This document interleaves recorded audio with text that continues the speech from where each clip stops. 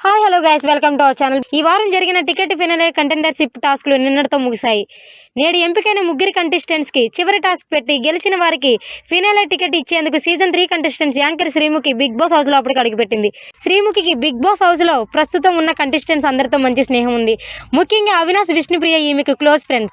వీళ్ళంతా ఒకే ఫ్యామిలీ అన్నట్టుగా ఉంటారు. అయితే హౌస్ లోకి వస్తున్న ప్రతి అతిథి కంటెస్టెంట్స్ కి బయట వాళ్ళ గురించి ఎలా నడుస్తుంది, వాళ్ళ గ్రాఫ్ ఎలా ఉంది అనే దానిపైన హిట్స్ ఇస్తూ ఉన్నారు. అలాగే శ్రీముఖి కూడా నిఖిల్కి నువ్వే విన్నర్ రేసులో ఉన్నావని హింట్ ఇచ్చింది. ఇదే విధంగా గౌతమ్ కూడా చెప్పింది.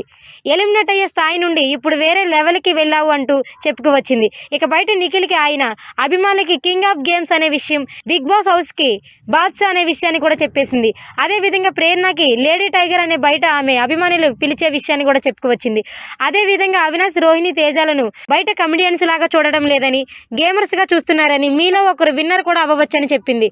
విష్ణుప్రియ గురించి మాట్లాడుతూ, నువ్వు నీలాగే ఉండడం వల్ల ఇన్ని రోజులు బిగ్ బాస్ హౌస్ లో సేవ్ అవుతూ వస్తున్నావు. ఆడియన్స్ నిన్ను చాలా ఇష్టపడుతున్నారు, ఇలాగే ఉండని చెప్పుకువచ్చింది.